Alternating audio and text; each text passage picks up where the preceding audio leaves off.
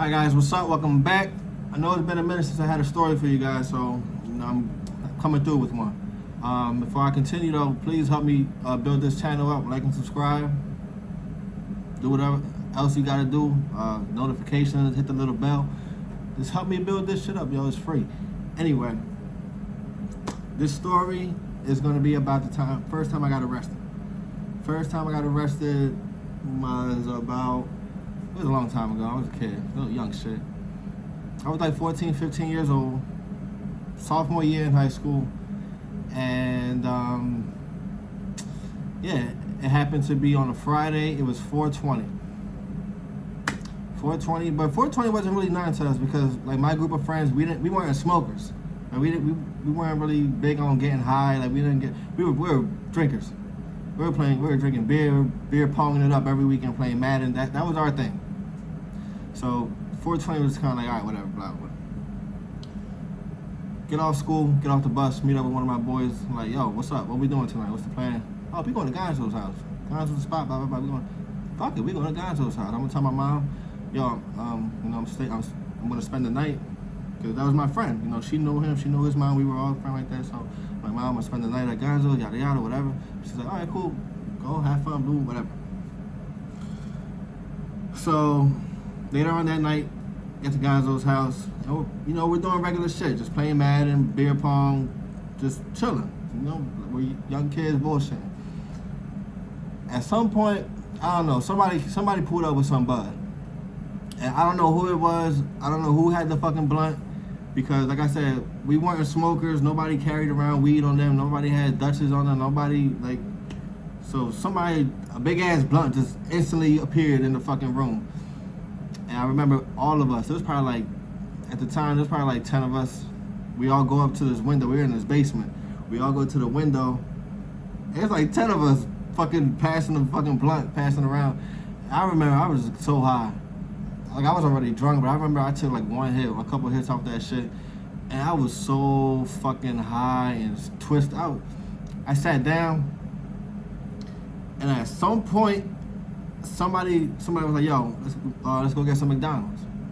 I'm sitting there like, go get McDonald's, yeah, let's go. They end up leaving. 20-something minutes later, man, these dudes came back with some double cheeseburgers. I swear to God, they were the best cheeseburgers I ever had in my life.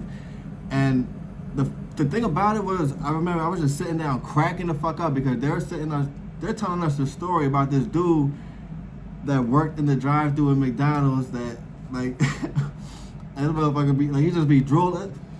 Besides the point. But as they were telling us the story, I'm just sitting down with the cheeseburger in my hand, my other hand on my stomach, just cracking the fuck up. I don't know. I was gone. So we finished the cheeseburgers. We drank all the beer, whatever. You know, it was getting late. And again, remember, I told my mom I was spending the night.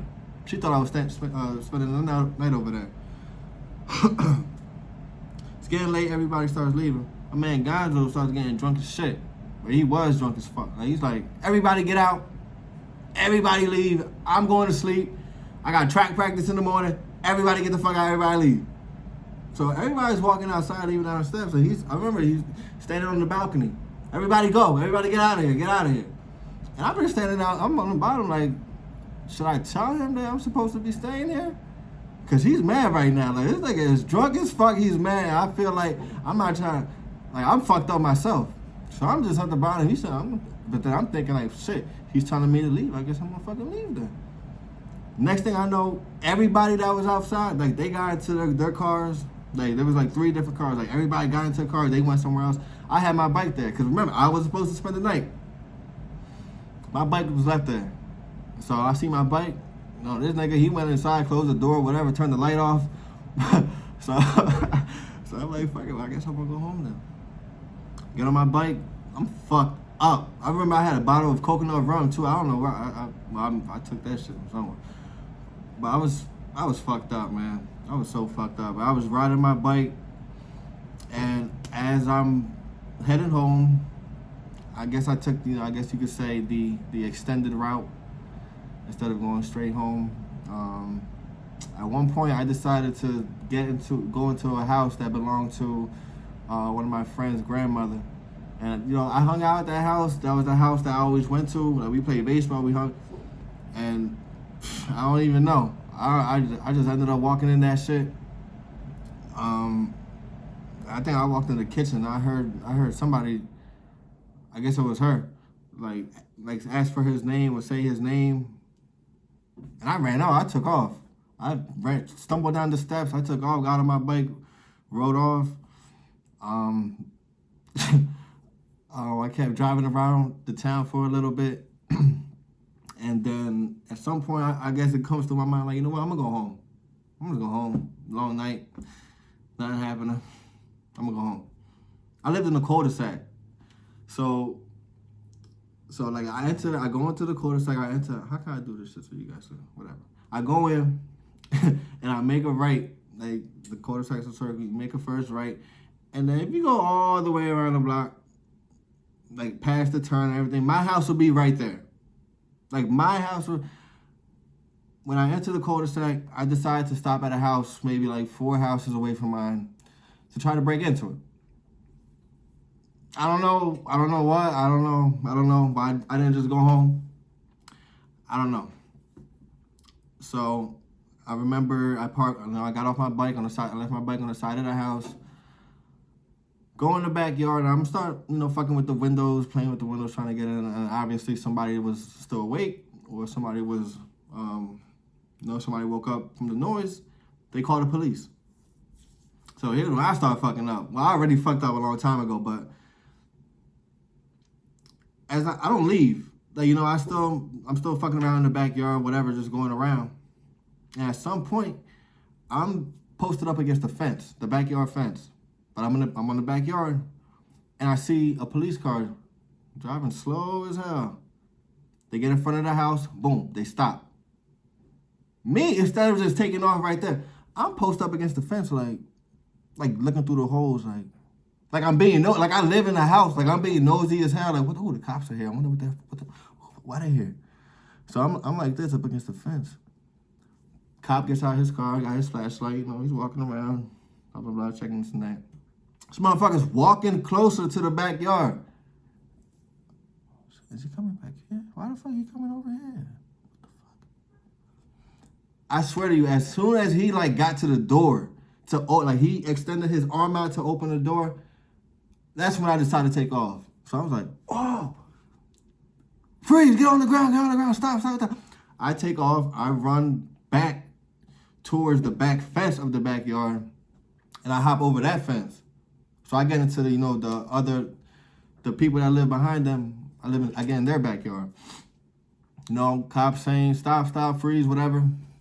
At some point after I hopped over that fence, I don't know. I think I jumped into I hit in a bunch of bushes. Like, I just ducked down where I fucking Metal Gear Solid dove into that shits, and I just hit in the dope. Like, so I'm in the bush, like, and it felt like I was in the bush for like half hour. It felt like I was in there, but I guess I was probably really in there for like not even a minute. But I'm high in the bush, like, looking around, trying to put trees over my head and shit, like trying. But then I started hearing, like, well, I don't hear anything. It's quiet. I don't see any cars driving by. I don't see any flashlights. I don't hear a dog. I don't hear a radio. So I'm thinking, like, I lost these stars. 0 stars. I already lost my star that fast. Grand Theft Auto shit. I'm like, these niggas. So I get up, and I start walking I'm in the backyard, from the side of these people's house. I start walking on the side of the house. As soon as I get to the sidewalk, cop comes from the front of me, cop from the back with their flashlights. Get on the ground! I was like, I didn't even I was like, ugh. Like, it was like a dramatic ass dive. It was just kind of like it wasn't like I was like, ugh. Fuck. They got me, cuffed me up, sat me up. Older cop he's in his truck, he drives by, while they're doing all this shit. And he pulls up where I'm sitting. He looks at me, he's like, aren't you Nexa and John's son? Nexa's my mother, John's my stepdad. I'm like, yes. Well, I don't even think I responded. I was like, and he drove off. They took me to the police station. I was in there. I was cuffed to the wall. I remember my mom and my stepdad came in, and like they weren't mad. That they weren't. But like it was just they had this look of disappointment. Like it was just kind of like bro, really? What the fuck, really? And they probably were mad because it was like 3 in the morning, and I fucking woke them up from that shit. But so they're like, you know, my eyes were red as fuck. I'm like, because I was a minor, they ended up taking me home. That next morning, it felt like a dream, honestly. Like, I knew something had happened, but I was just kind of like, I just wish that, I hope that this was all a dream, that this didn't really happen, that it was just, but, you know, I woke up, my mom came in the room, you know, we spoke for a little bit, she told me what happened and what was going on. A little bit after that, my baseball coach at the time came over. Now, my baseball coach, not only did I have a game later on that night, but my baseball coach at the time, he was the son-in-law of my friend's grandmother. The house that I went into that belonged to my friend's grandmother, he was her son-in-law. So it was kind of like, so he came over and we spoke and I talked to him and, you know, I cried. It was like, and, you know, he said, you know, I understand, blah, blah, blah. Like we had a good conversation about it. You know, he told me, if you don't want to play the game later on, I understand. I said, no, you know, I'll be there. I'll play. I ended up going to the game later that night. I think at the game, I even saw my friend at the game, and I apologized to him, and I was like, dude, I'm sorry. Like, I didn't even know what to say. I felt fucked up about it. It still feels kind of weird talking about it. It was just kind of like, I'm sorry, man. And, you know, I played the game. Game ended. And I get in the car. My mom says to me, like, we got to go to the police station. I'm like, for what? The detective wants to talk to you. You know, it's just something about from last night, whatever. I'm like, all right, cool. So we go in the police station. I'm in my uniform. I go in there. I go into his office. There's a book bag sitting on his desk. And he's just looking at me. He's like, you know where that bag came from? I said, I've never seen that bag before in my life. I don't know. He said, we found that bag on your bike. Last night when we arrested you, when we got your bike from the side of the house, that bag was hanging off the handlebars. And I'm thinking like, and then he says to me, he's like, yeah, we got calls. We got reported burglary. Like, I'm like, he's like, we got like two burglary calls from that night, from the night before. And they called and said like, yeah, they're missing this and that and this and that. And I was like, sir, I don't remember doing any of that. I said, I don't know what you're talking about. I don't know any of that. And then like they're showing me the bag, and the bag was like a bunch of fucking sunglasses and like bullshit sunglasses and bracelets and things like that. But that one of the houses was actually somebody that I went to school with too. That was another crazy thing about the fucking situation. Like everything was there, and it was kind of like, look, I never seen the bag. I don't know, man. Like, I'm sorry, I don't know.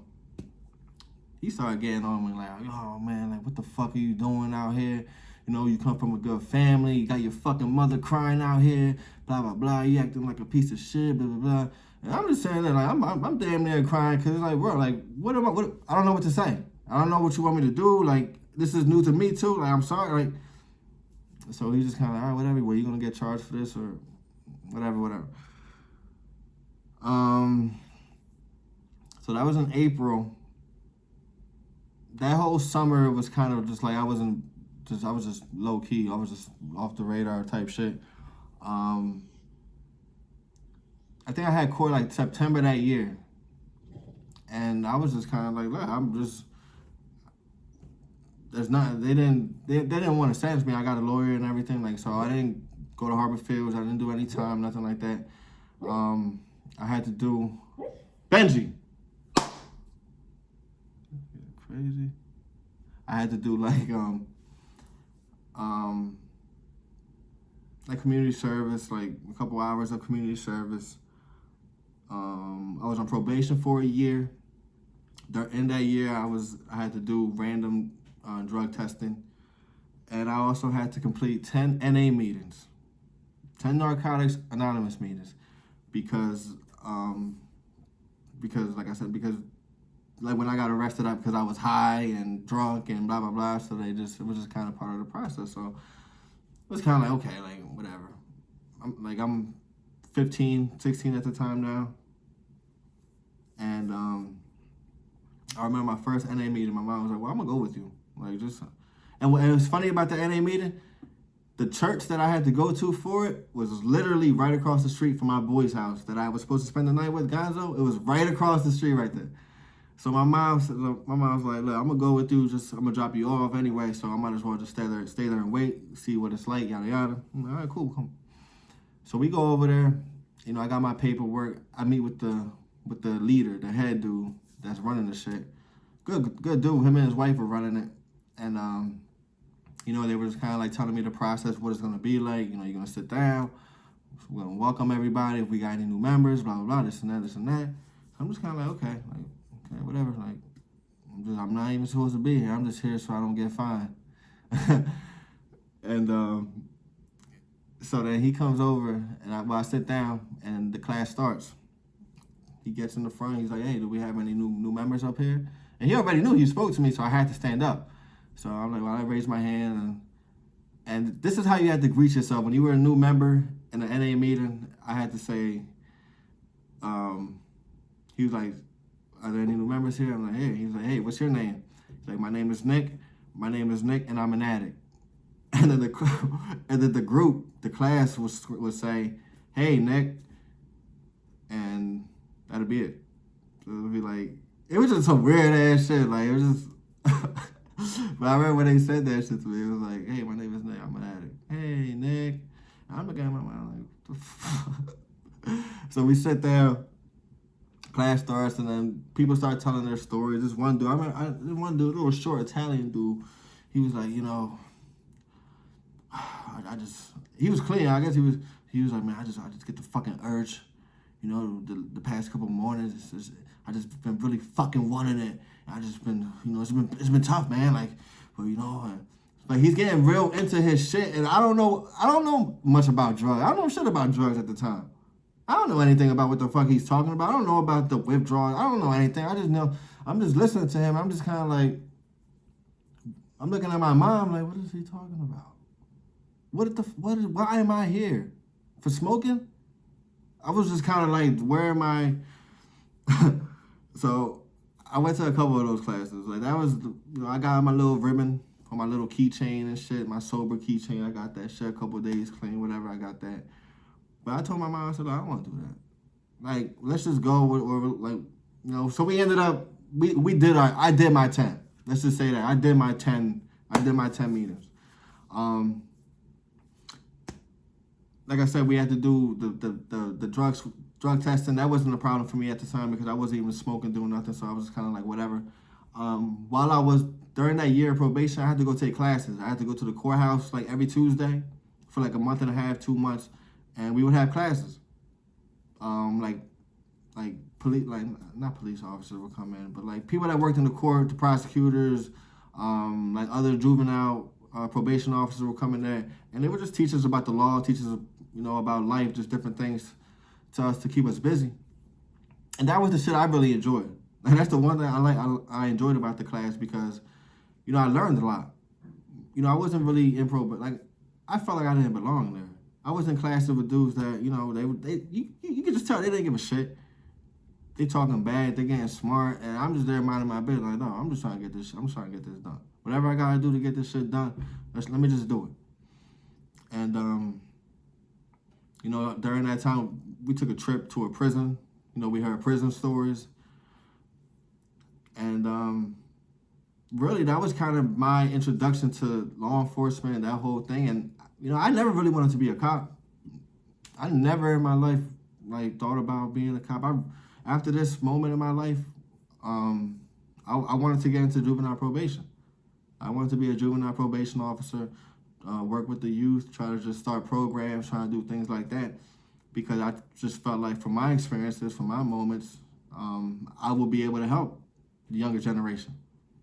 I said in other videos, when I applied for New Jersey Department of Corrections to be a correctional officer, I was denied because of my juvenile record. Even though that was something 10 plus years ago, well, from at the time, it still came back. So, again, in law enforcement, I just felt like that was going to be an opportunity for me to reach out to the youth and to show them, like that's why I did a lot of details at Browns Park in Atlantic City. Like, if you listen to my other videos, I talked about that, spending time around the kids. Even though, some of them are rough as hell, I enjoy just being that, that figure for them. As a Hispanic male, as a black male, as a police officer at that time, or prior to that, thinking about becoming a juvenile probation officer, my whole thing was like, look, I could make a difference, because I didn't really have that influence in my life. I didn't have an older, and I got an older brother. I got a father and a stepfather. But as far as kind of just that real, I don't know. As far as getting advice, getting real shit, and just getting things. So I just took it you know what? I'm gonna try to help. I'm gonna try to help my younger brother. I'm gonna try to help my nephew. I'm gonna just try to tell him, look, there's a lot to life, but you can fuck up just like that. It's easy to fuck up. And when you're young, don't think that the shit that you're doing when you're 15, 16 is not going to affect you when you're 25, 26. And some it may, and some it may not. But why are you going to take that chance? It's really not worth it. And that was really my whole purpose of that whole thing. And the thing that I really took from this experience, as far as getting arrested, being on probation, I learned a lot. I learned about myself. I lost a lot of friendships after that, because not only did I kept myself away from environments like that. I didn't really want to go out. My mom was on my ass, so she was calling me every hour. She made it not fun to go out because she's calling me every time. And I just felt like people looked at me as a liability. I was that first big story. I feel, not really the first big story, but in my grade, in my class at that time, where it was like, oh shit, Rivera got locked up, what he do? I came back to school that following Monday, and I'm hearing rumors I stole a bunch of gold watches and something. I wish. It wasn't anything like that. So I just felt like a lot of things were strained from that relationship, and I had to rely on myself and trust myself, and just make better decisions in my life and who I was around. Well, not necessarily who I was around, but just what I decided to do. So, that's really gonna be it, man. I'm getting scruffy again. There was something else I wanted to add on to that while I was saying it, but I can't think about it right now. So I really think I'm gonna just end the video right here. Please make sure you like and subscribe to my channel. Please, I don't even know. That's it. Do whatever else you want to do. Like and subscribe, though. Peace.